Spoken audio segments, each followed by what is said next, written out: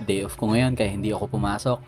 Kaya naman naisipan kong pinturahan tong mga pader sa sala. Medyo kupas na rin kasi. Tsaka nababakbak na rin yung ibang parte. Inumpisahan kong pinturahan kung saan may part na matataas. Medyo mahirap din kasi yun at tsaka nakakangalay. Color puti pa rin naman yung ipapahid ko dyan sa pader. Para kahit papano lumabas yung pagkakulay white niya. Pagkatapos ko dun sa may parting kusina, rekta na kagad ako dito sa likod ng TV. At kung mapapansin nyo, dahan-dahan kong inuusod dyan. Dahil pag may nangyaring masama dyan, naku po, maghahalo ang balat sa tinalupan. At dahil medyo tanghali na ng mga oras na yan, sinimulan ko na rin magluto ng pananghalian. Mabilis ang luto lang to at konting ingredients lang ang kailangan dito.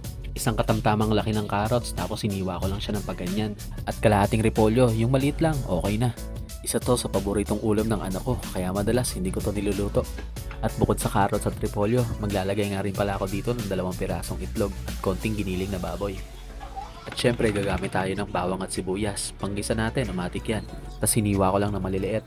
At pag ready na ang lahat, salang mo na yung kawali, tapos start mo na yung sasakyan. Inuna kong nilagay yung sibuyas, kasunod yung bawang. Munti ko na makalimutan, lohit nga lang pala yung gamit ko dyan. Nung bumango na yung bawang at sibuyas, sinalang ko na rin kagad yung giniling na baboy. At para sa dagdag pampalasa naman, maglalagay ako dito ng konting oyster sauce. Tapos naglagay din ako dito ng konting ugali ni Mrs. Naglagay na nga rin pala ako ng paminta dyan. Tansyahan na lang para sa mga pampalasa. Mas madaling magdagdag kaysa magbawas. Ay, mas madaling magbawas kaysa magdagdag. Basta, ikaw na balang umintindi nun. Pagkatapos ko maglagay ng mga pampalasa, sinunod ko na kagad yung itlog. Haluin lang natin ng mabuti hanggang sa maluto yung itlog. Tapos sunod na rin natin kagad yung mga gulay. Saglit ko lang niluto yung gulay para hindi ma-overcook. At syempre, wag nyo kakalimutan tikman bago nyo hanguin. At pag okay na yung lasa, edi kainan na. Kala ko ba ayaw mo? Sabi mo ayaw mo?